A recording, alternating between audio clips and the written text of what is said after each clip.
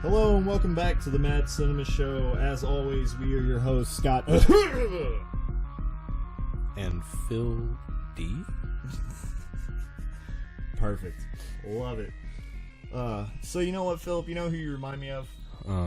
Rasputin? No, it's real close. But you remind me of the Babe. What Babe? Babe with the power. The power? Yeah. Power of voodoo. Hoodoo. You do. Do what? Remind me of the Babe if you shut up and listen. Philip, we are talking about David Bowie on this show. One of our... Who's that? Yeah. Oh, he, just some guy. I mean, he released some songs, did some movies. You ever heard anybody pronounce his last name Bowie? Yeah. I hate those people. That's real stupid. I hate that. Doesn't that just make you want to just grab them and shake the stupid out of them? It's actually the David Bowie knife. It's the Bowie knife. Rambo carried it on his side. Mm-hmm. That's not a knife. Totally shivving people with a Bowie. That's a singer. And that was actually a New Zealand accent, not an Australian one. What's the difference? You know. Australians are like, where's the guy? Where's the guy? All right, let's get into this. Philip, I have some fun facts for you. What you got? All right, first and foremost, David Bowie's real name. Do you know what David Bowie's real name is? No, actually, I really thought it was David Bowie. So. David Robert Jones. Oh, okay. Yeah. Okay. So, you know. Bowie zazzed it up. You know, three, at least two first names. I really thought you were going to say Ziggy name. Stardust, but that's his well, true space well, name. From his planet. Yeah, that's what they call him on his planet. Mm-hmm. All right. He studied theater and mime under cool. Lindsay Camp. Wow, the mime makes a lot of sense with some of his videos. Doesn't it? And even his acting style, because he can be very still but convey a lot of emotion. We'll get into that later. He was an uncredited extra in a 1966 movie called The Virgin Soldier. Huh. So he just kind of popped up in the background and was just like, "I'm David Bowie." He probably didn't say that, but he probably really wanted to. Let's see. He played Joseph Merrick in the Broadway production of The Elephant Man. Oh, cool. Yeah. Wow. And actually didn't use any stage makeup. Wow. Yeah. So I don't know how he did that. Is Joseph Merrick his real name, or is it John Merrick? Because I know it's like, isn't it John Merrick in the movie with? Yeah, it's John Merrick. That's what I was thinking when I was reading this. Is like, wait. So that makes me believe that Joseph is his actual name, and they changed it for the Anthony Hopkins film. I could see that. Yeah. I could see that. Yeah. Let's see. Next one. Oh, this is really cool. He actually declined playing Max Zorin, a villain in the James Bond film A View to Kill. Wow, I kind of think Bowie would have been an amazing Bond villain. Wouldn't he be? But maybe he's just too cool to really even play a villain. Maybe he was just He's just too cool. Just too cool. Just really didn't want to. Maybe he had a tour or something going on. Maybe he was writing an album at the time. He was busy, or it was a shitty Bond at the time. Yeah, what year was that? Do you know? I don't have the year written down. Huh? I don't know the early Bond films well enough to tell you. Yeah, that. Exactly. I couldn't even tell you. No, I didn't even think to write down whose Bond film that is. Anyways, in the comments later, if you know, please, if this is a good Bond film, tell somebody. Tell somebody. Let people know. Because we don't know. I just know Sean Connery rocks. You're right. He was inducted as a member of the Science Fiction and Fantasy Hall of Fame. Whoa, sweet. In 2013. Yeah. Let's let's see. He actually won a Saturn Award for Best Actor. What the hell's a Saturn Award? Heck if I know. Like less than the Oscars, I guess. Oh, okay. Yeah. Anyways, yeah. Well, I've heard the name before, but I couldn't tell you exactly what group does that. Oh yeah. You know. But that was for The Man Who Fell to Earth. Oh yeah. There you go. You know. Yeah, and that's it.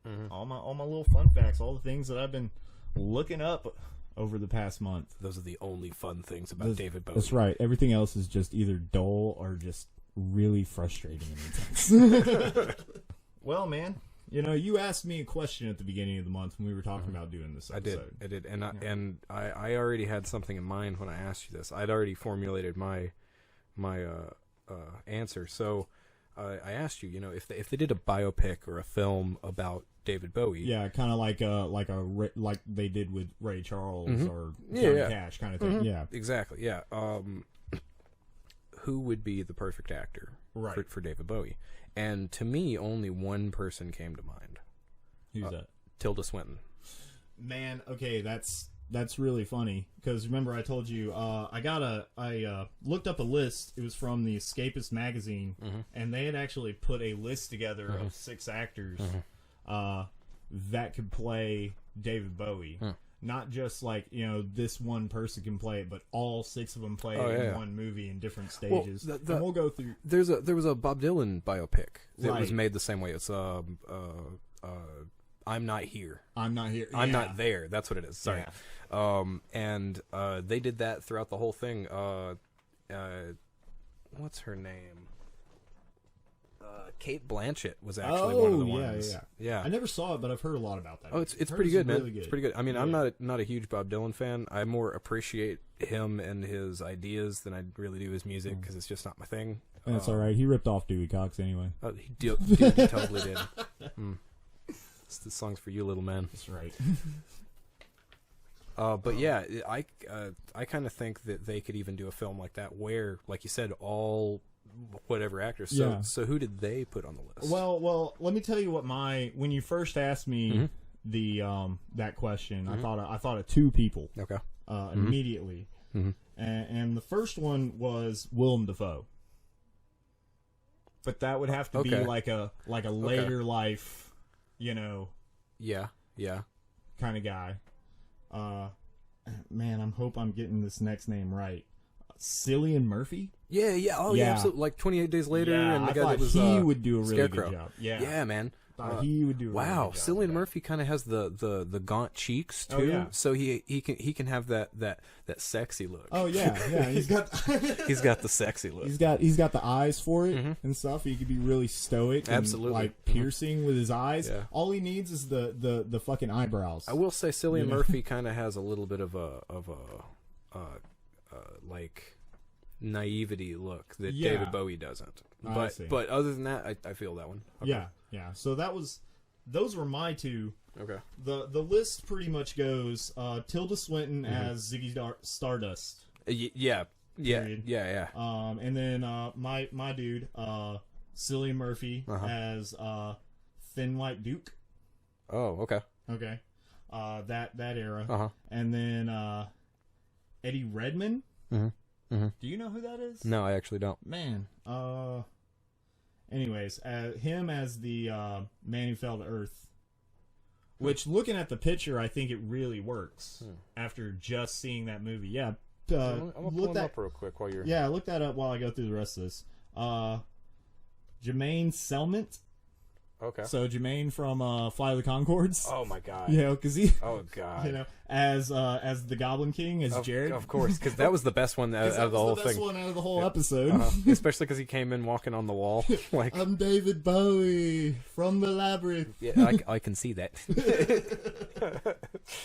What's the guy's name again? Let's see. Eddie Redmayne. Eddie Redmayne.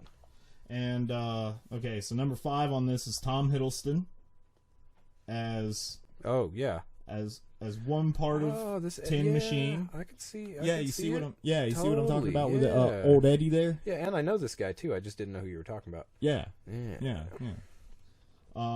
then last but not least, certainly not least, Willem Dafoe as the elder statesman. Oh, so they actually said Willem Dafoe as well. Yeah. Oh, sweet. Yeah. So all three of ours were on this list. Mm-hmm. So let's get going, Hollywood. Let's make this movie.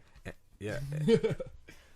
Mad Cinemist approved. The thing that really made me think of Tilda Swinton immediately is we were watching Constantine. Oh, and she plays the angel in that. Yeah, and she has that really androgynous look in that movie. That's what I was thinking. Because she can be pretty. She can totally cute up. Right. But she does play androgyny very well. Oh, super well, and especially in that movie. In that movie, they did her perfect. I can't remember how old I was when that movie came out, but I remember just the whole time. I think, we were in high school? Yeah, but not even didn't even recognize her, didn't even really know who she was, and I was just like, is that a boy? Because I got weird feelings. Yeah. I need to know about this. Yeah. Well, it's a cute dude. Yeah. Love it. Yeah, man. Yeah, man.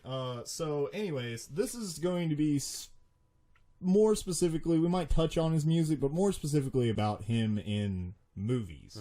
All right, and he has done a lot as an actor, not just on the stage and like TV shows, but like his movies are really prolific and kind of all over the place as far as like quality and stuff like that. Actually, to be completely honest, I feel like he's been in a lot of movies, and that's not to say that he was bad, just that the movies were a lot of the time. Kind of the same thing. I know, like, don't mean to compare David Bowie and his acting to Morgan Freeman, but I feel the same way about Morgan Freeman, where he's been in a lot of movies, but I've always liked him. But he's still Morgan Freeman. He's still great. Well, it's like Anthony Hopkins will take any movie. Oh, he doesn't care, and he's always awesome in it, whether the movie sucks or not. Well, he's paying them bills. That's right. That's right. He's got old man bills. He's got them old man bills. He's trying to make that money before he just can't do it anymore. Oh man. Well, so what do you want to talk about first, man? As far as the movies, man. We'll just go down the list here. Well, didn't you watch one the other day? What'd you watch? Man, I watched Man Who Fell to Earth. Okay, and The Hunger. Okay, so what'd you think of Man Who Fell to Earth? Man, okay, so I did not really like this movie. And it drags. It drags a lot. It doesn't really pay off. Yeah, exactly. There was a lot of navel gazing that left me just very much like, all right, I get it. They're staring into the distance. I get it. He's an alien. Like, kept showing shots of his family. And I guess I get that as far as like a narrative structure, but there really wasn't much of a narrative structure. It's just this guy who came to Earth. He makes a lot of money. Yeah. He becomes an alcoholic. Then you just watch him be an alcoholic for about an hour. Yeah, he just kind of lays around being an alcoholic. Watching multiple TVs at one time. Yeah. Yeah. And fucking that really annoying bitch. Yeah. That's, Like, I think that was really one of the main things that really killed me about that movie is just listening to her talk. Anytime I didn't even bother looking up the actress. Just, if you've seen the movie, you know what I'm talking about. It's just every time she opened her mouth, it was something really dumb, and it was in that kind of like Harley Quinn, like New York accent, but not as appealing. It's just real high pitched. Shut up, Fran Drescher. Tommy. Man, yeah. Fuck. Yeah. But yeah, I think conceptually it was really cool. Yeah, and like I feel you though. It's kind of it doesn't go really anywhere. Yeah, Well, here's a metaphor for this. Okay, when you're watching it, it looks like you're standing in an ocean, but it actually feels like you're just getting sprayed by a little sprayer of water, like right in the face. So it's like, well, this is water, but it's fucking annoying. Sure do wish this would stop. Tell them how you really feel. Hey, man, I'm not pulling any punches. I mean, sounds like I don't like David Bowie. David Bowie was great in it. Yeah, He did a real good job of being a drunk alien. Yeah. I believed him. Yeah. You know, but the movie fucking sucks. Not so great. I have no idea why it's a cult classic. Not a great movie. It was very art filmy, and it's just something that I just never got attached to. So it's I've seen it twice. Once I kind of half paid attention to it, and then once I actually sat down alone and watched it. Right. Like I sat through it, but it's one of those things that like I didn't think about it later. Yeah, it's like immediately forgettable. Actually, to be honest, I think there's images in the movie that I think of way more than anything else. Right. You know, because it was more of a visual. It really movie, is. So that stays with you. That stays with you. But not much else stayed with me about that movie. Yeah. And then you said you watched The Hunger. I watched The Hunger. Yeah. He's probably in like the first 30 minutes of it. You know, for real. He plays. So if you haven't seen The Hunger, it's about like I guess Egyptian vampires. Yeah. They're vampires, but they don't have like teeth, so they don't bite people. They have to like make an incision or whatever, and then they drink their blood. But it's mainly about this one chick vampire, the lead for that. And she is essentially just kind of like she'll turn somebody and then keep them for so many hundreds of years until they start withering, you know, and losing their age or like aging rapidly.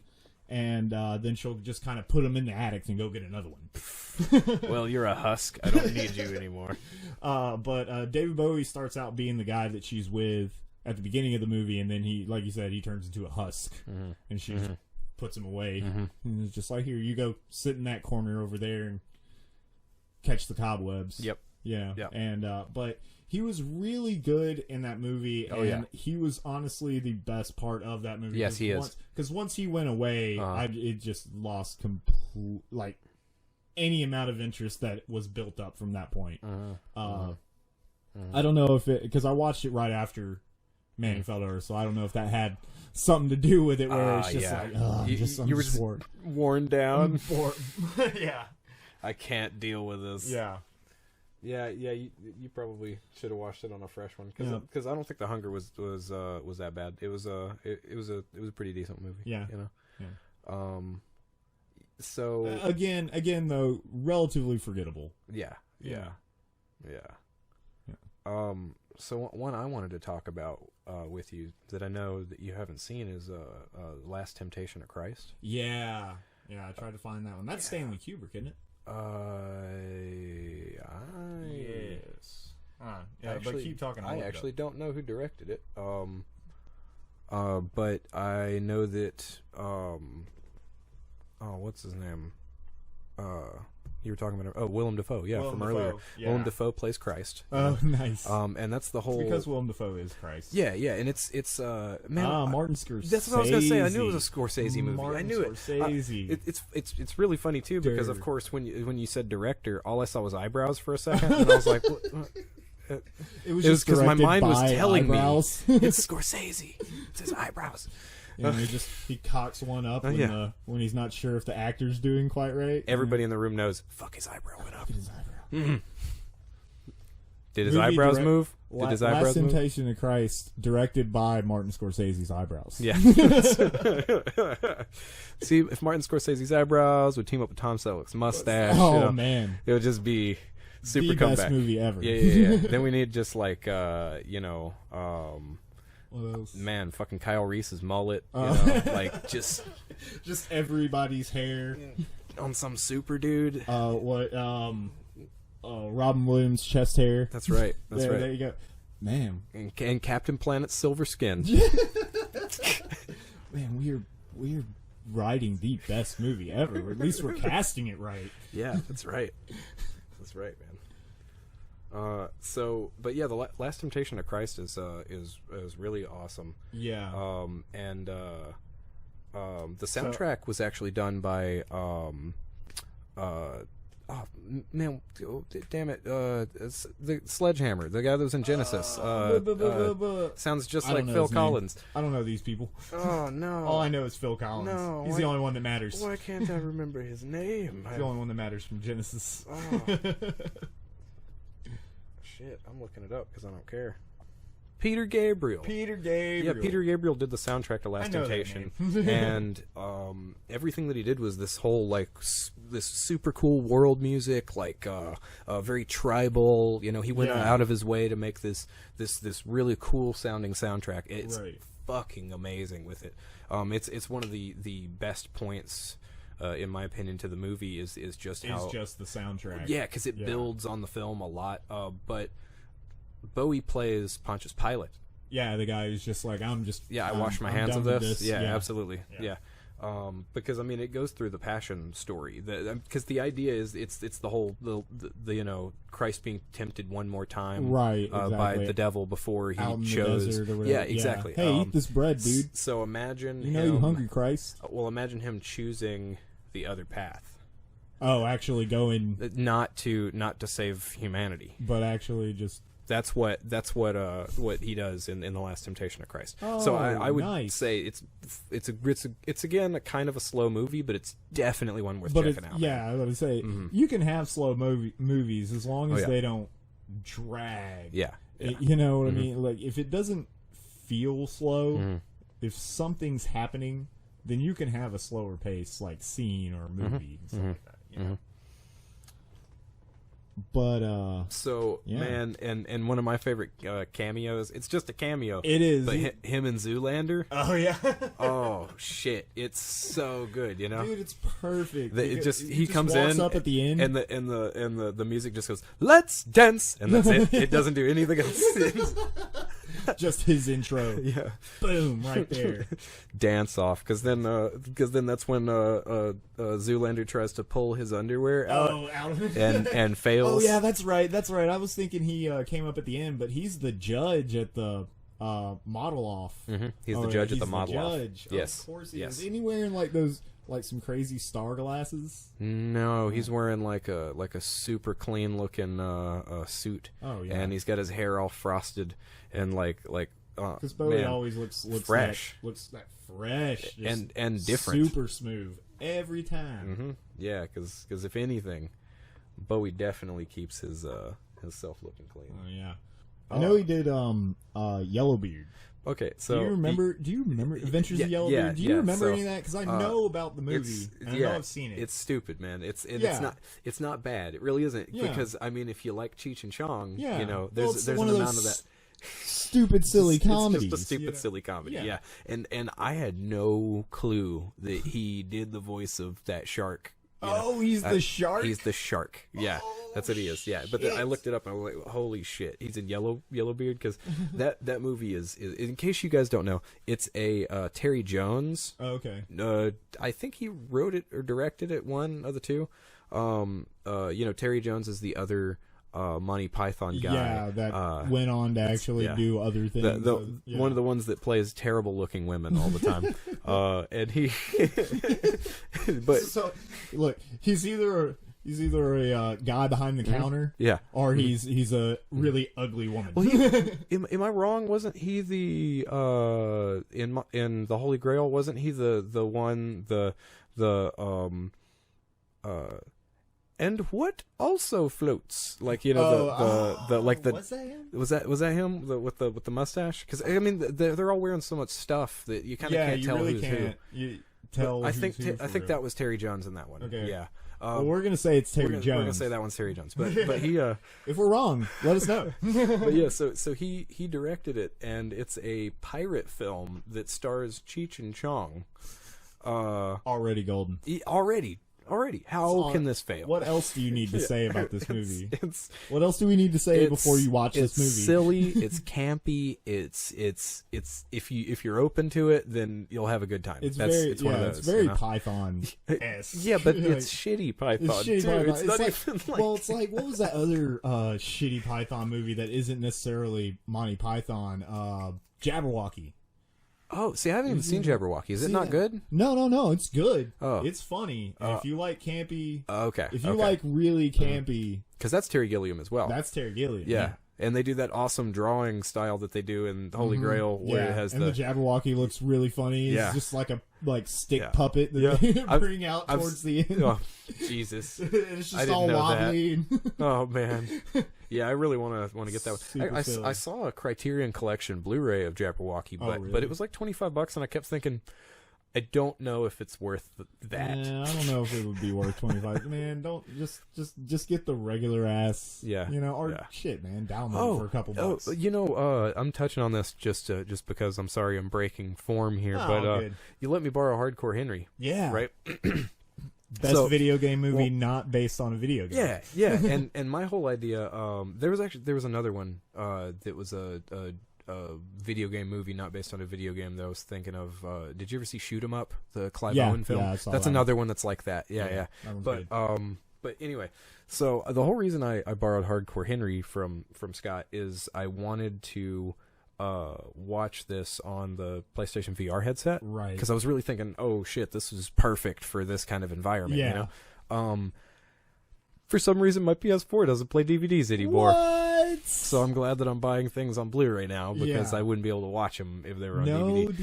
DVDs. I mean, I guess I can do it on my computer, yeah. But that's not the point here, because I can't watch Hardcore Henry on the device that you wanted to watch it on. You couldn't put your headset on and just be like, "Whoa, I'm totally Hardcore Henry. Look at me smash these dudes into the ground." I am almost considering on using a program to rip the file. Just so I can put it on a thumb drive and then watch it on the PS4. You should do that, because I definitely want to talk about that movie at some point on this podcast, a little bit more in depth. We'll move on now, but sorry, I want to know your opinion on actually having that shit right in your eyes. Yeah, because I mean, it's first person. It's probably going to be. It's either going to be sickening or awesome. Right. That's really the only two things. But yeah, sorry to be tangential there, but now I didn't watch Merry Christmas, Mr. Lawrence. Oh yeah. Because I couldn't find it. It's nowhere to be found. It's not even on Amazon. Can't even buy it. I guess I'm just gonna have to stumble across it. But he's in that movie. And I haven't seen that either. I really don't even know anything about it. Yeah, well, it's like him as a general. It's one of those like war movie. I think it's less of a war movie and more of like an army movie. You know what I mean? Like maybe like a drama. Yeah. Like you mean like Stripes? Yeah, just like Stripes. It's got Bill Murray, Harold Ramis, and everybody in it. Yes. It's essentially Stripes 2 with David Bowie. With David Bowie. Man, that sounds so good, doesn't it? Don't remake Stripes. Just make Stripes 2. Go back in time. Oh yeah. Another one that was kind of a smaller part, but it's still good, is him as Andy Warhol in Basquiat. Yeah, you were talking about that. Yeah. I haven't seen that one. That's a good movie. Yeah, but I can totally picture him. As Andy, the fuck out of Andy Warhol. It worked, man. It totally worked. He was in the Twin Peaks movie. Yeah, I mean, we have to talk about it. I didn't really care for it. Okay. See, I have not seen any Twin Peaks. I don't whatsoever. know. No, because I mean, we've talked about David Lynch. Yeah, we've had this conversation. We eventually will have this conversation with you. Yeah. I think we mentioned it a little bit in the last one. You can pretty much tell our feelings about David Lynch by the sound that we make. He's an asshat. He is an asshat. That's how we feel. When you wear your ass on your head. But he was in the I don't know if he was in the original series, but he was. I think he was just in the movie. Yeah. And he was in the Twin Peaks, the new series. He's in the new series too. Yeah. Oh, okay. Yeah, he plays the same guy. It's Philip Jeffries, which is like the chick who gets murdered in the first series. That's her dad. Okay. Or whatever. Yeah. Okay. People are listening. Isn't it kind of Silent Hilly? Huh? Isn't it kind of Silent Hilly? Not really. No. Oh, well, then I definitely don't want to watch. Yeah, I really wouldn't. You know what? I'm just going to say this. The Silent Hill movies are better than anything that Twin Peaks ever did. I'm going to get a lot of hate on that. Man. Come at me, bros. That's burn. Come at me. Man, so another thing, looking through his, IMDb page, you see just how many videos, he did. Yeah. But you saw Lazarus, right? Yeah. That is absolutely my favorite video, and it is kind of chilling, and it came out like what, a fucking week, 2 weeks before he died, or something like that. Rest in peace, David Bowie. Absolutely. You know, that was a really good. So we talked about before how he studied mime in theater, and you can really see it there, because especially when he's like backing into the the closet and like coming out and just doing all these weird poses and stuff like that. Him in the bed, man. Yeah, you know, with the things over his eyes and his oh my god. And my absolute favorite thing though is at the end where he's like chewing his nails and looking crazy, and then he starts writing, and he starts writing off the edge of the table. It's perfect, man. It's intense, man. David Bowie is one of those actors that can act with his facial expressions and his body. You know, not that he isn't good at delivering lines, because, I mean, when that motherfucker delivers a line, I mean, he's on point. But it's like, especially nowadays, I feel like there's fewer actors that can actually say a lot without saying anything at all, I guess is what I'm trying to say. Yeah, the subtlety and movement and like that kind of things. Yeah, and just stillness in face and intensity in his eyes really conveys the emotion more than what the lines that he's saying. Yeah, David Bowie can stare into your soul. Just right in. Right in. And he's just like, hey, what's in there? Give me that. It's a bunch of crap. It's stardust. It's stardust. All right. Well, now we're getting into the big topic. Oh, yeah. This is the meat and potatoes, as we like to say on this show. So, honestly, the entire reason that we did a David Bowie podcast was 100%. Just to talk about 2 movies. Yeah, really just 2. Yeah, and mostly The Labyrinth, because we love The Labyrinth. Yeah, and that you just recently got that movie. Yeah. Like the 25th anniversary DVD. No, it was Blu-ray. But it was Blu-ray. Yeah. Anyways, but really nice case, super awesome booklet, had all the artwork and and it looks like a little storybook. Yeah, it's nice. I also got a version of Dark Crystal that's the same way. Right. And both of them are just wonderful. I mean, I also love the Dark Crystal, but today's topic is that The Labyrinth and The Prestige. Yes. Because those, in mine and probably a lot of people's opinion, are his two finest. Two best of not only him just being acting well, but in a perfect movie. Just both of those perfect wonderful movies. Right. Wonderfully cast all around with both of those movies. So much talent, so much inspiration, so much love put into the films. Of course. Both of them. But because Labyrinth is our main topic right now. I love letter. We're gonna talk about The Prestige first. Fuck yeah.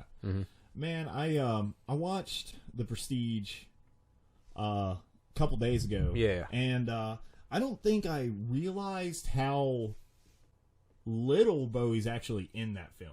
Like, it's a relatively small role. Yeah, but it's so impacting. Well, that's what I was going to say, is just like you feel his presence throughout the movie. He doesn't even have to be in scenes for you to still be like, yeah, but Tesla over there. Exactly. Well, because they talk about Tesla a couple times, and you hear his name a lot in the movie. And, of course, he builds the machine that ultimately doesn't necessarily set everything in motion, but that's like the catalyst for real of the story, you know. And even before you see him, you see a lot of his experiments, like those light bulbs in the ground. Absolutely, that is a beautifully shot scene. I mean, it's an absolute thing that Nikola Tesla did. Right. That's not a fabrication by any means. That is some of the experiments that he was conducting in Colorado Springs, Colorado. Yeah. Because that's all factual. Nikola Tesla's presence in the film, other than making that. Teleportation machine. Yeah. Other than that one thing, is pretty accurate to him as a real person. Nice. Yes, nice. And he looked pretty much like him too. Yeah, real close. I'd say he looked a little older than I think he was when he was in Colorado Springs. To be honest, but man, that's a nitpick. Yeah. I can't even.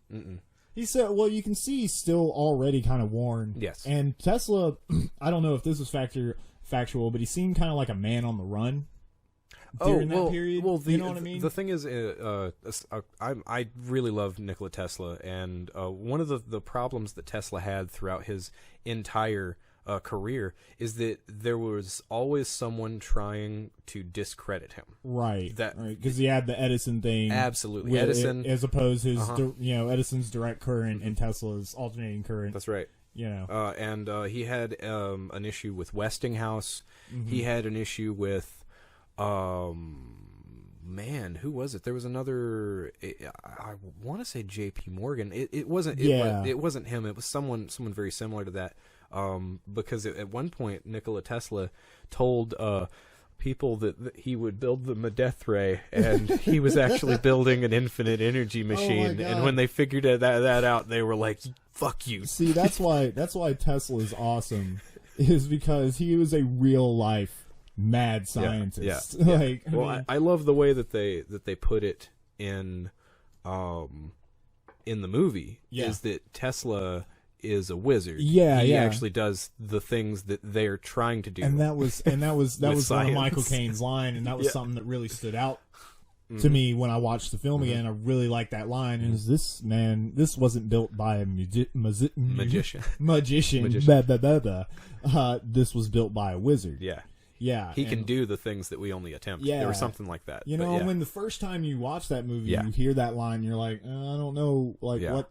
How's this going to go? How's this going to work out? But then when you hear that line the second time, you know who Michael Caine's character is talking about. You're like, yeah, totally a wizard. Because at that point, it was the manager of Angier's estate that was trying to purchase that. But he was under the name of Lord. Something. I don't know. It doesn't matter because he's not a real character. Yeah, exactly. he was a fake character. But he basically came under false name to try to buy this because he was buying it from Michael Caine at that point. And that's when he explains the thing about Tesla. Right. Do you remember when that movie came out? That there was that other. It was in. 2006. Are you talking about The Illusionist? The Illusionist, exactly. With Edward Norton. Yeah, So The Prestige and The Illusionist came out at the same time. Yeah, and, right around. Right around, like within a couple of months of each other. And I watched them pretty close to each other, but I watched The Illusionist first. Oh, and I like that movie. It's not a bad movie. It's very good. Yeah. I think that one deals more with actual spiritual side of it. It's a little bit more fantastic of a movie. It is. Where this one's a little bit more grounded in reality. I mean, of course, you got a machine that actually makes clones and teleports. Yeah, but Tesla built it, so that makes it possible. Yeah. I'm sorry, Scott. It was real. Yep. Well, I did read something about Tesla where he had like just a bunch of patents and inventions that he made. Yeah. That he essentially took to the grave with him. Oh yeah. Well, so did you ever see that game, The Order 1886? Never played it. Okay. Never played it, but I know what you're talking about. Tesla is your gun engineer. And there's a lot of that stuff where he's like, well, this is something I came up with, but I really didn't think I'd ever use it. Yeah. But in these cases, here you go. Just a guy in a warehouse tinkering with whatever the fuck he wants to. Yeah, and Tesla as a person apparently would have fever dreams, or not fever dreams. I'm sorry, I was thinking of Chopin. Yeah. But no, Tesla would have these dreams, and then he'd wake up, and in the dream he would have figured out an object, right? And then he'd wake up and draw out schematics, and within an amount of time he'd have a thing that worked. And there was this quote, this Edison quote, that invention is 90% perspiration, 10% inspiration. Oh yeah. And it's the exact opposite with Nikola Tesla. Oh yeah. It was inspiration all day, and he put only so much effort into it. He only put as much effort as he needed to get the thing to work. That's right. And work correctly. If anything, he made everyone think that that's what he did. Yeah. He definitely had that air about him. Definitely. You know, for all we know, he could have been fucking things up left and right, have a big pile of junk in the corner. Yeah. Well, I think that was really interesting about how David Bowie played him. Yeah. Because like I said, I get that kind of man on the run feeling from him. At that time, he was running from Edison. Yeah. And they show that a little bit in the movie, but he just has that very stoic look. And one scene in particular when he's testing the machine. Oh yeah. and they've put the hat in it several times, and he brings out Andy Serkis's cat. Yeah, you know, and they chain the cat up to the machine, and of course Andy Serkis is just, you are responsible for whatever happens to this animal. You know? Just really worried about his cat. And Nikola Tesla's just, you know, he's just there. He's watching very intently to see what happens, and then just like with the hats, nothing happens. You know, nothing and happens. You just see him just staring there and just contemplating, like.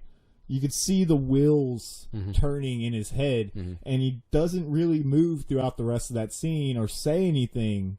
You just see it in Bowie's eyes, like what he must have been thinking. Yep. Like, what is actually going on here? Like, really trying to figure it out.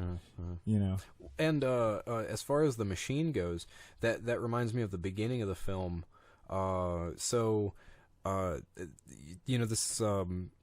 Christopher Nolan film. Of course. And Nolan has a very interesting way of using the end of the movie at the beginning without making it feel trite. Yeah. Without making it feel like a mechanic the same way a lot of people have done. Well, he's always kind of jumbled up the editing. Always, yeah. You know, which gives it a very interesting pace. Not like, I mean, the closest thing I can think of is Memento. Yeah. Yeah. Kind of having that, you know, what's the timeline kind of thing? What's the real timeline? The whole time you're kind of, oh, okay, now we're here. Yeah, you're kind of bouncing back and forth, and he does that a little bit with Dunkirk. But, okay, I still haven't seen Dunkirk. Yeah, so. But in the Prestige, you're mainly like you're in the present, and you got Hugh Jackman,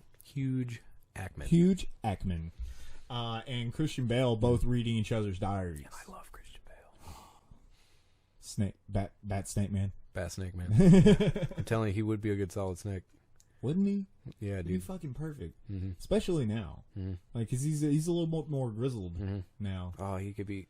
Well, he's not quite old enough to be old snake, but he would be a good old snake.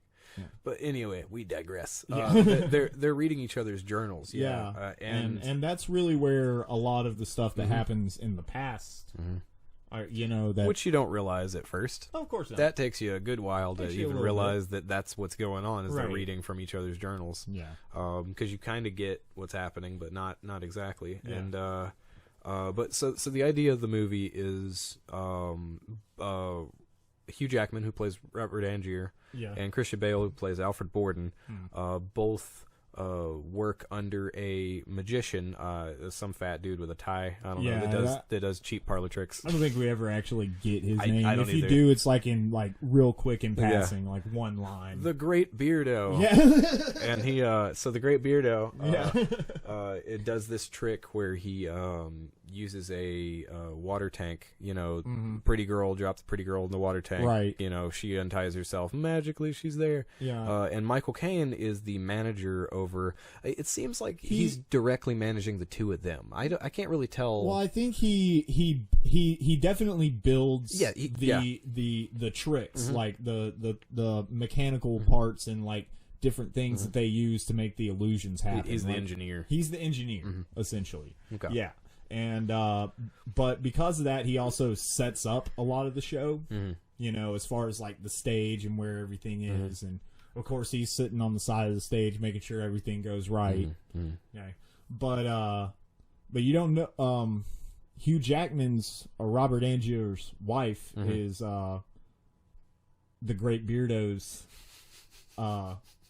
pretty girl. Yeah. Essentially, the pretty assistant. Yeah, pretty assistant. And so he puts her in the tank. Yeah. And everything's supposed to go fine, but she ends up not being able to get out of the ropes fast enough and drowns. Well, and the entire idea is that you don't know whether Borden tried out a new knot or not. Well, getting into spoilers, guys, we're going to be pretty spoiler heavy on these episodes. But just so you guys know, if we haven't already ruined everything for you, one of the twists, because there are two twists in that movie, both dealing with each Hugh Jackman's character and Christian Bale. But Christian Bale's twist is that he has a twin brother.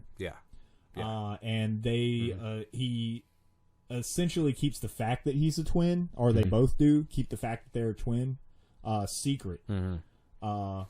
and this is part of his transporting man trick. Yeah. You know what I mean? Mm-hmm. So, but essentially there's 2 Christian Bales in this movie, but you don't know that until the end. Yeah, you don't know that until pretty close to the end. But Christian Bale always has this weird-looking guy following him around. Yeah. And I remember the first time I watched the movie looking at him and being like, that guy looks a little weird. Yeah, who the fuck is that? Yeah. Yeah. Because you can't really tell it's Christian Bale. They do a really good job making him up and making him not look like himself. Is it Christian Bale? Yeah, because I think he scrunches his face, too, when he plays him. So he doesn't have quite the longer face. But, I mean, is he Christian Bale in all the scenes? Yeah. Because there are scenes where he's interacting with Borden. Well, they might have used somebody from the back, but anytime you, see his face... that's Christian Bale. I would actually say the weirdest thing about about Christian Bale's performance is that you can look at him and tell which of the 2 brothers he is. Yeah, you can look at him. He holds his face differently. Oh, he has a more like his eyebrows are raised. He looks more forgiving and open when he's actually Borden. When he's the good Borden. Let's call him the good Borden. When he's the good Borden. Yeah. Well, and he has like a higher tone of voice. What do they call a little bit more the other version of him? Friedman. Is that it? I want to say that is. I don't know. I don't think that's right. Yeah, it starts with an F. I really don't remember because I want to say that would probably end up being his brother's actual name. Yeah. It just who knows who's actually who.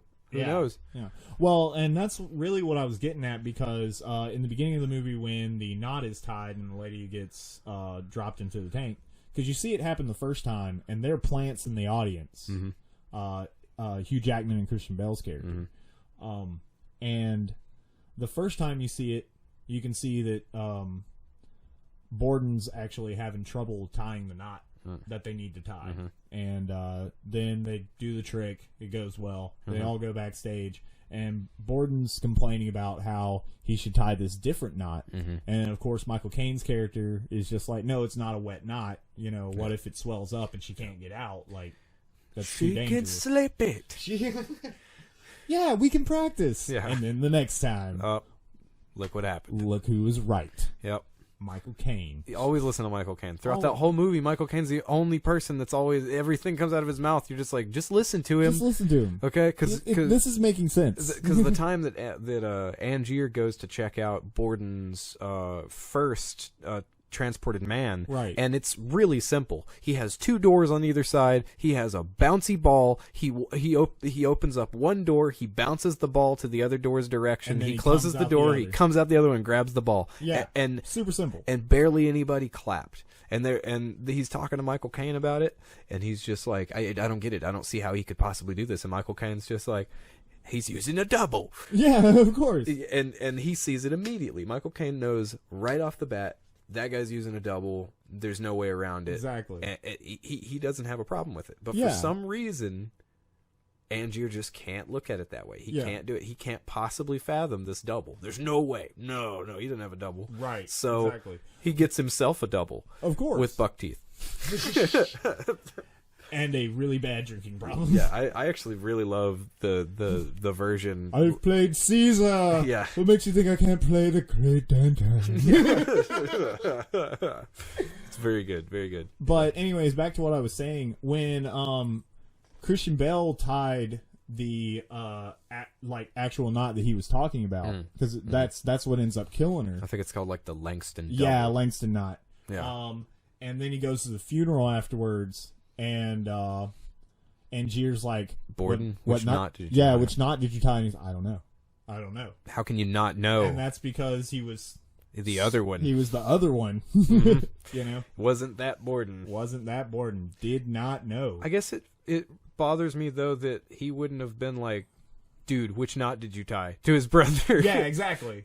Dude, seriously, you got her killed because you wanted to tie that knot? That's fucked up, man. There's a lot of flaws in that relationship that build throughout the movie and end up causing Christian Bale the most problems. But the thing about his character is he is so focused on And that's actually a good way to look at it. Yeah. It's not flaws in the writing of the movie. It's actually flaws in their relationship. In because the character. it's almost as though they don't like each other. They just have to be these. Yeah, these things. they're just maybe they've just grown to hate each other. Right, exactly. Especially towards the end. Oh yeah, towards the end. But they are still brothers, so it's just one of those things. It's like, and we've been through this for so long.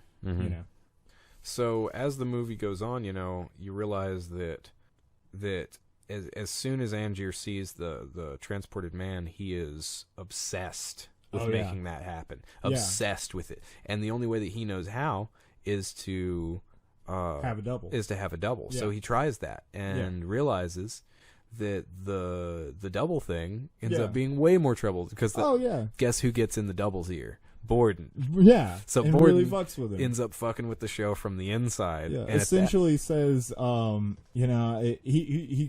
finds the double in a bar because the double that Angier hires is just a raging alcoholic all the time. He meets him in a bar, buys him a couple pints, and essentially tells him, "Oh yeah, I had a similar trick in my act, and I used the double, but." The problem is that once I started using the double, they had complete control over me. Because you couldn't, you couldn't do this great grand trick that's getting all these people in these seats without this guy. So I mean, you just start seeing Angier's double kind of start fucking with him. A little bit. Like he doesn't go up at the right time at one point. He comes out a little late. Yeah, and stumbles out, picks up the hat. I really like it when he is hanging from the rafters. Yeah, but it is fucked up that he pushes him into the hole and breaks his leg. But whatever, or not pushes him, but there isn't any pads. Well, that was Christian Bale because he moved the the shit. He moved the shit that Hugh Jackman was supposed to land on. But then the other double is hanging from the ceiling at the same time. So it's just like, and I want to say he had like an apple in his mouth and like something else, like the sign. No, I don't think he had the apple in his mouth. I don't know. But he definitely had a sign that said something. Christian Bale comes out. And like, there's just too much magic across the street. Across the street at the Pantages. And at that point, that's when Angier tries to get Tesla to build the machine. Right. He approaches Tesla and says, "Hey, look." Because he finds out through Christian Bale's diary that he at least talked to Tesla about building this machine.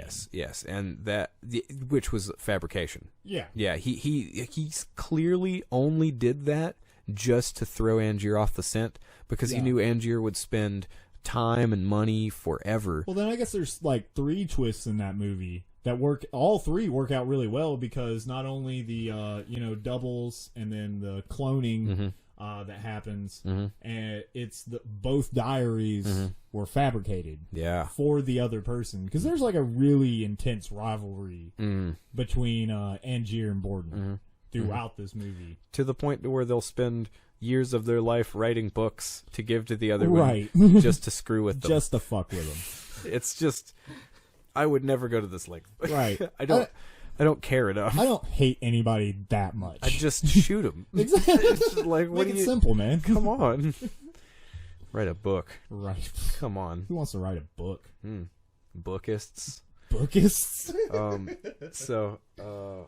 But actually, well, when he first meets with him, that was one of my favorite parts. Yeah, when he shakes his hand. Yeah. And he's like, put out the other hand. Gives him the light bulb. Yeah. Lights up. And then when he's actually talking to, Angier about building the machine, and he's asking him what he's trying to accomplish, Right. And he's basically explaining to him, exactly what he wants, and he's like, this has become an obsession. And I know a thing or two about obsessions. Yeah. You need to walk away from this. Yeah. Because he's like, it doesn't matter what it. How did he phrase it? Because he said, it doesn't matter how much money it is, and then he's like, yes. Do you understand the cost? That's Yeah. Do you understand the cost? And he's like, oh, it doesn't matter how much money it is. He's like, no, Mr. Angier. I'm saying, do you understand the cost of what you're asking. Yes. Yeah. The cost of your actions. Cost of your actions. Yeah. Mm-hmm. I think that's how he. Yeah. Playing it. But that whole scene right there is just it's perfect. It's wonderful. And what you were talking about earlier, I remembered what Nikola Tesla said, because it didn't work right, and he's like, "What, the machine doesn't work?" And he was like, "Well, you see, exact science isn't an exact science." Exact science. I love it. Yeah, dude. And once they figure out like what's actually happening with the machine, because what's happening is the machine is making a clone, an exact clone of whatever's in it, and then teleporting it a few feet away. Yeah. And I think what ends up happening is he figures out where that sweet spot is and has to find a theater that then accommodates that sweet spot. Right, and that's why he builds back up that goes to that one specific theater, because it's positioned in a way so that they can do he can that. come out from the balcony and go, yeah. But essentially there's a trap door in the middle of the machine, and it drops whatever Angier happens to be standing, whichever one and at the time, into a big water tank. It's actually kind of terrifying, not just thinking about that whole situation, but also the first time that he did it. Because the first time he did it, and he sees the other Angier, and they look at each other, and he immediately shoots him. Yeah, immediately. I don't know if I would have done that. Man, that's got to be one of those just reality-breaking, just mind-breaking moments for a human that I don't know if you would know how to react, what you would do. I mean, you have a you're point. Faced with it. You know what I mean? Jesus, there's a line that Angier says about how every time he did it, he never knew whether he was going to be the man in the box or the man in the prestige. Right, and that's where the three levels. There's absolutely. I guess the pledge, the turn, and then the prestige. Absolutely. Yeah. First, you have the pledge, and then you take something ordinary and you show it to the audience. The turn. You what was it? You tell them you can do something. No, you take that something ordinary. Yeah. And then you make it extraordinary. Yeah, that's right. Yeah, and then the prestige, you bring it back. That's right. Yeah. Yeah, man. Just Bowie as Tesla. Probably, I mean, I love The Labyrinth, but probably my absolute favorite role he's ever done. And it's such a small thing, and it's so good. It's so small, and watching potent. Yeah, and watching some of the behind the scenes and whatnot. Apparently, they really had to I don't want to say they begged him, but I mean, Bowie was kind of apprehensive taking the role. Wow, really? I mean, it wasn't like a, hey, read this script, and he was immediately like, yes. They kind of had to coerce him and kind of be like, no, look, it's gonna be a big role. Not that he wouldn't do small roles. I think he's done small roles in just about every other film. Oh yeah. But he kind of had to be coerced, and I think what they were saying was he wasn't sure if he could play Tesla. You know what I mean? Oh, yeah. You know what I mean? He wasn't sure until he actually started getting into the role and actually filming that he could actually pull this larger-than-life character off. Yeah.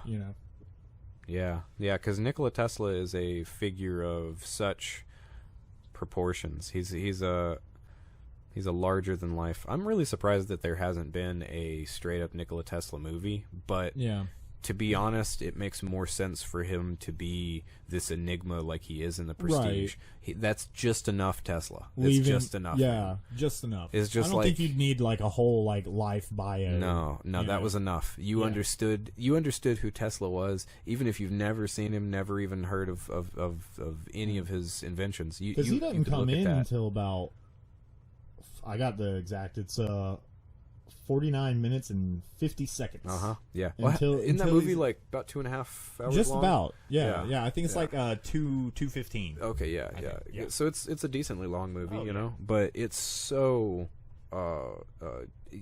his role in it is so impactful. You feel it's 2 hours and 10 minutes. You feel and he's probably only in it for maybe a good 15 minutes of actual screen time. Yeah, but you feel, maybe. like we said, you feel his presence throughout the whole film. the whole thing. As soon as you see him, you have this guy in the back of your mind of like, oh, that's the guy that builds the stuff. That guy. Mm-hmm. But it's nowhere near as impactful as the Labyrinth was when I was a kid. Oh. And that's the Labyrinth is one of those things that it's always been with me. Right. Well, and I said this to you before when we were talking about actually doing this episode. More than any other film, more than any of Bowie's music, when someone says David Bowie, I immediately think of the Goblin King, Jareth from the Labyrinth. That's the first image that pops into my head when somebody starts talking about David Bowie's music. I think about the music from the Labyrinth. From the Labyrinth. More than than anything else. Yeah. I think as far as his music goes, I've always enjoyed it, but I haven't ever been like a big fan as far as like, collecting all his albums and that kind of thing. You haven't sought it out. Not really. Really. No, it's more just like, oh, cool, it's a Bowie song. Yeah, I like this one, especially like Man Who Sold the World and stuff like that. Yeah. Love that track. That's a good one. The only one I can really ever think of outside of Labyrinth music is Let's Dance. Yeah, which is awesome. Yeah. Because that is some serious Moonlight, man. Yeah, man. The Moonlight ain't fucking around.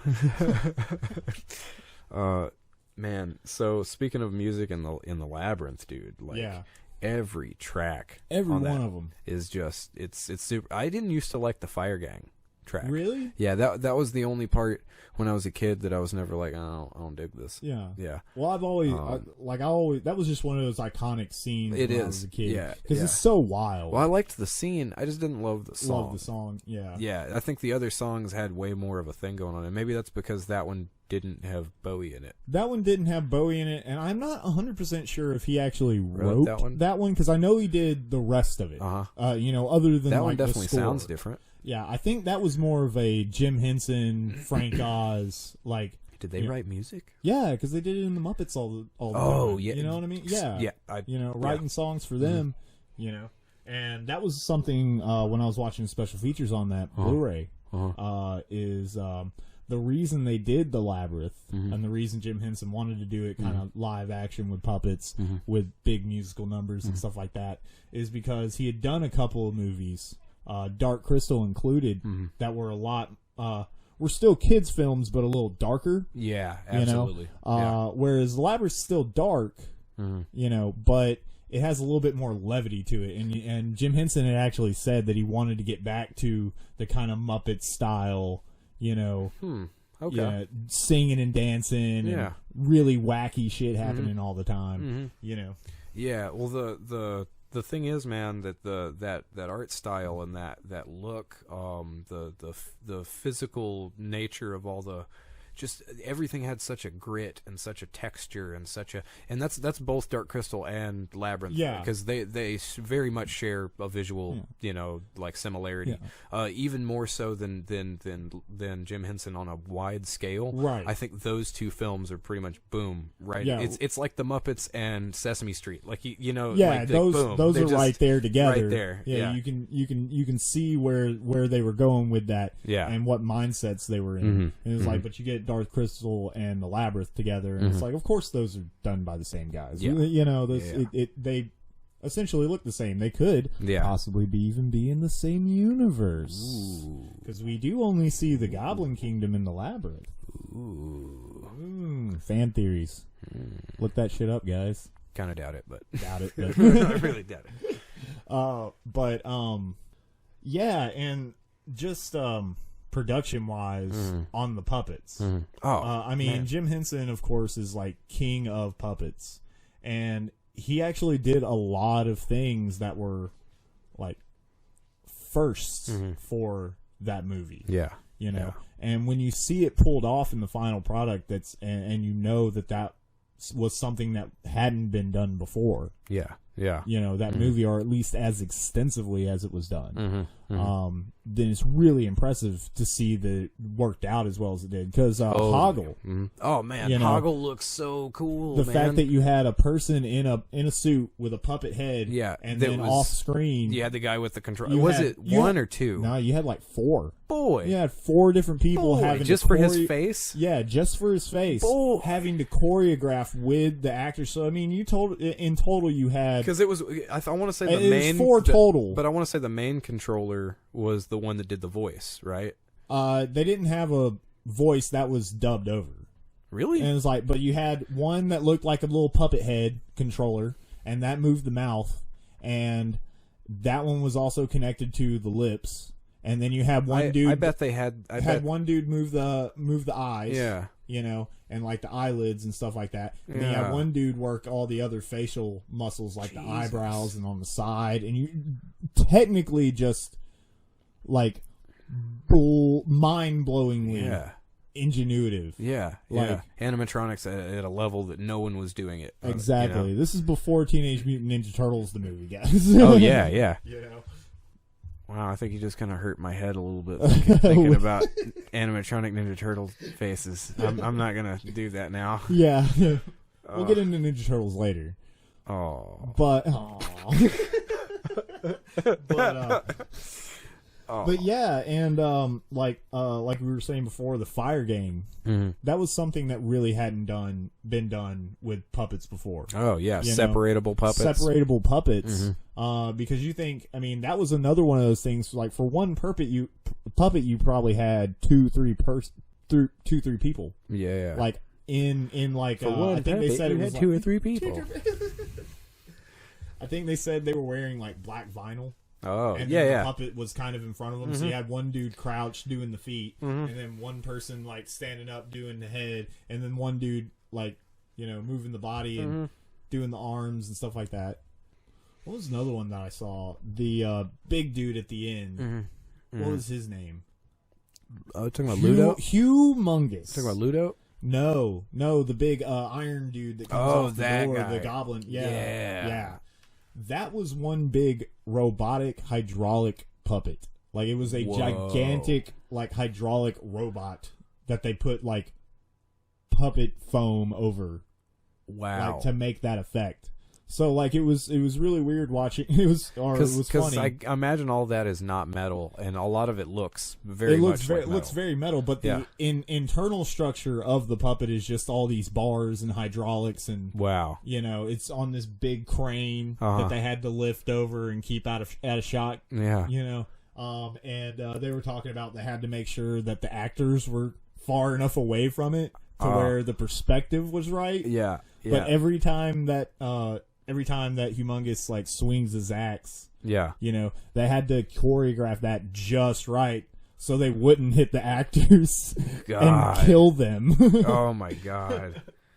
Oh, wow. Yeah, and Ludo was essentially the same thing as Hoggle. It was a person in a. Yeah. It was just it was, and they actually had 2 actors. That switched. So it's out. like one of those horses you get in. Yeah, exactly. Yeah. Well, no, they wouldn't be in the suit at the same time. They would switch out because the suit was so heavy. So they could only work for like maybe 45 minutes at a time. That's probably a really long time. I'm probably not even saying that right, but at the same time, I mean, it was a big suit.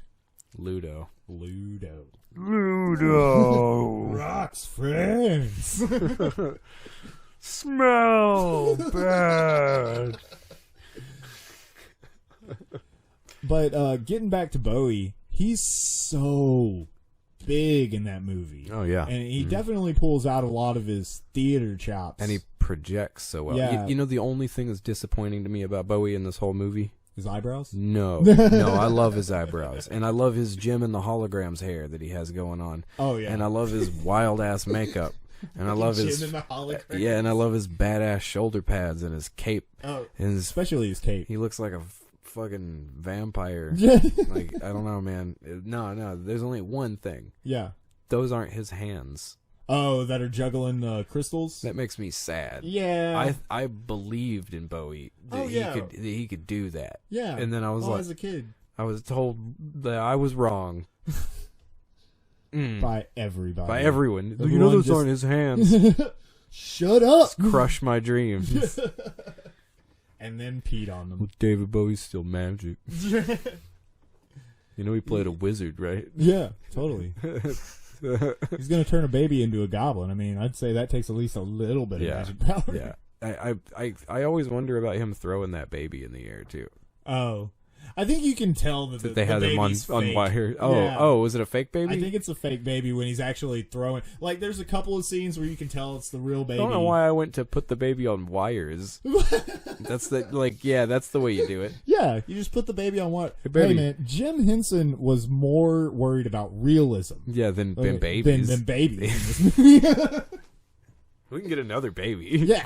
They all look like that. It doesn't matter. There are plenty of babies. We'll just do the hair different, put him in that little Where's Waldo onesie. They won't notice. Yeah. He's supposed to be a goblin. Who cares? What's his name? Toby? Toby, yeah. Yeah, Toby. Yeah, just one of those generic baby names. You know what also sucks about a movie like that, though? What's that? Is that Jennifer Connelly is like 16 in that movie. And you're like...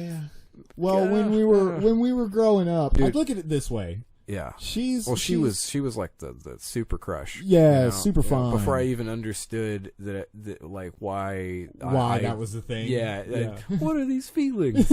She's real pretty. I'm all tingly down there. What is this? Well, because we had to have been younger the first time we saw it than she was when she played. She was like 14. Dude, actually, the character of Sarah is like 16, but she was 14. She was like 14, 15 when she actually played the role. Yeah, because I mean that movie came out in '86. Yeah, is that right? Yeah, I think maybe. Let's look this up. And you know, I mean, I was born in '87. So yeah, 86. Yeah, that's what so the year I was born. Yeah, yeah, and so I think I probably saw it when I was 2, 3, 5. Yeah, maybe around the same time I saw like Ghostbusters. Yeah. Uh-huh. Mm-hmm. Well, my mom always loved Labyrinth, so that was one of those that we got to sit there and she'd dance around. And, yeah. Oh, nice. Like, dance, magic, dance. Yeah. Yep. That whole song. Absolutely. I love that song. So, what is your favorite song? Oh, the beginning, dude. The very no beginning. One can blame you. Yeah. For walking away. I especially like that line that don't tell me truth hurts, little girl, 'cause it hurts like hell. Yeah, that's a good one. I forgot about that movie, or forgot about that particular song until I watched it. Dude, it's got recently. that awesome. It sounds like it should be in Big or something. Yeah. Dude, all the music in this movie have those like really slick bass lines. Real slick bass lines, absolutely, dude. Super good. Yeah, because I mean, like Dance Magic Dance is a great song, and I think the one at the end is probably my favorite. Doom doom doom doom doom doom doom doom doom. Yeah, that one's so really good, dude. Yeah. When he's on the relativity. From all the different stairs going in all different directions. I think that one's called Relativity. That Escher print. Yeah, I think that's what that's called. I don't know. Crazy stairs, man. Yeah. George Lucas, who was I guess a producer on the film. Oh. Okay. One of the. They obviously didn't let his input go in very far. Yeah, no. The movie was good. This is definitely a Jim Henson production, but Lucas had the money, so. But. Well, I was thinking, shut the fuck up. That's what I was thinking. Well, Jim, you don't have to be so mean. I did do Star Wars. But yeah, shut up. I'm Kermit the fucking Frog. Shut up. Oh, man. I'd love to see, because in all the interviews with Jim Henson, he's very, very nice, very friendly. It just seems like one of the best human beings that you would ever want to meet. Oh, absolutely. I would love to see, an angry... angry Henson? Just antagonistic Henson. Just yelling at George Lucas. Well, I was still thinking that... I don't know. That's the only thing I can ever think that Lucas would say. Like whatever you said to him, he'd be like, "Well, actually, I was thinking." Yeah, like everything. That's my all in my he head. actually says. That's my only perception of him. I don't know.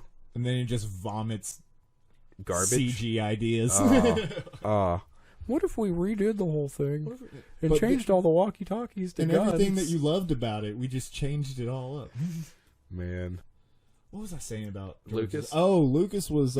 Sorry, I blew him up. I didn't mean to. This was one of the things that I thought was really interesting about one of the special features I was watching. This was the only time that Lucas is like actually has a comment, and he's just like, the stair scene of the different perspective scene, he was just like, I didn't know how... Jim was gonna pull this off, but then I came on the set one day, and I mean, it's the painting. Like, well, yeah, motherfucker, it's Jim Henson. Like that motherfucker Jim Henson understands perspective better than most.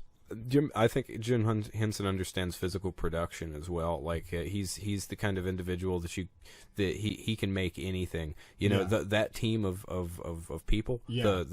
Just the Muppet team. The Muppet team. Yeah. Whatever. I think it was like Jim Henson Productions. I really did. Time. Yeah. I think that's because it was always his signature as far as the logo. So I always saw it as just the Jim Henson thing. But you know, it's like it's Muppet Incorporated now that Disney owns them. Yeah. Okay. There we go. Yeah. Because now they use the Kermit the Frog head as their thing. You're right. But that entire team is just so talented, and 100%. and the puppeteering in that movie, or actually what I would say is the physical effects that they use in the Labyrinth and Dark Crystal.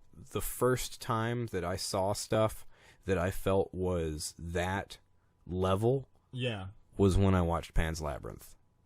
Yeah, that since those movies. That was like the first time that I looked at stuff and I was like, whoa. Yeah. Or maybe not even Pan's Labyrinth, but definitely Del Toro in general. Yeah, Del Toro in general. Really almost, I don't want to say single-handedly, but for real, like almost single-handedly brought back physical movie production. Absolutely, you know, almost out of necessity, because it's not like he doesn't use CG now. But I mean, before but practical effects are so much more. They end up working if you can do it in camera. I mean, there's absolutely no reason not to do it in camera. Well, it's weird to see, how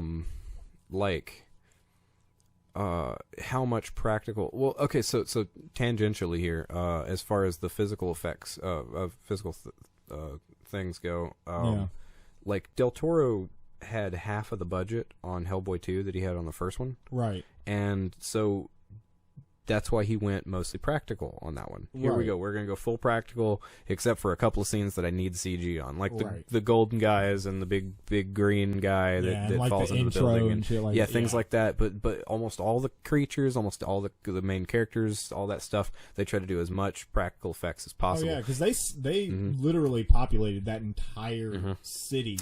And that right there was one of those things that made me harken back to the Jim Henson way of putting 200 things in a scene, and every single one of them has this care taken to it. Right. You know, because you look it's at its own character. Every goblin in that thing, none of them look like any of the other goblins. No, every one of them is its own weird little thing. Yeah. You know, and you can stare at one of them forever and just go, wow, look at the detail put into that thing. Well, I love the scene at the beginning. Oh yeah. You know, when they're showing out, did she say it? Yeah. So what's your favorite, I guess I would say, trial that she does? Trial? Yeah, what's your favorite one? So, as far as the trials, man, there are two, and they're kind of equal, but I'm going to have to go with the two guys with two heads. One of them always lies. One of them always tells the truth. Like that's really good. Yeah. And I don't understand the way she figures it out still. You know what I mean? She does that. Would he tell me that this is the right door? And the dude's like, yes. Yeah. So the other door is the right door. I never understood that. Like, I never understood that word problem, I guess, is what I'm saying. No, I see what you're saying, because right now that I'm thinking about it, I can't immediately go, it works like this. Yeah. I can't... You know, I'd have to think on that too. Yeah. I'd probably have to write it down on a piece of paper to be like, oh, that's why. Right. But I think the reason that scene sticks out so much is from one line from those characters, and just like, you know, one of us always lies, and one of us always tells the truth. Yeah. It's him. He always lies. Oh, no, I tell the truth. Oh, what a lie. Like, those are really good. Yeah, just that one scene, and then the other one with two doors with the knockers. One with the ring through his ears, and one with the ring in his mouth. Oh yeah, Like, yeah. That one's really good. I like that one a lot. Yeah, man. Yeah. I really love the thing they go in after the guys with the knockers with the big rocks. Oh yeah, that are just trying to turn away. And there's the one guy. He's like, "Oh no, stuff it" or whatever. He's like, "Oh come on, I haven't searched it in such a long time." he just that's all he gets to do is that one thing. Like, oh, I guess okay. Beware! Yeah. Man, what did he say too? Because it's like something. The path you are on will lead you to unspeakable death. Yeah. And then he's like, thank you. Yeah. Yeah, that one's really good. I like that one. Henson puts so many of those weird little subtleties to the characters too, in the way that they have a personality. That rock had a fucking personality. Well, yeah. What? And the rocks themselves, they were just doing their job. They're just doing their job, man. They're just here. Hey, don't use that defense. The Nazis use that defense. Oh, I was just doing my job, man. Just didn't mean to. Job. Does that mean that there are rock Nazis in the Labyrinth? Oh no, rock Nazis. Fuck, you can't shoot them with bullets. No, man. I don't like rock Nazis. That sounds real bad. Wait, hold on. Are they Nazis about rocks, or are they Nazis made of rocks? Ooh. Yeah, because that's totally a different thing. That's two different things. Two completely different things. Because, I mean, I think because if they're Nazis about rocks, they're just like, these are my rocks, and you can't have these rocks. Or they're just geologists.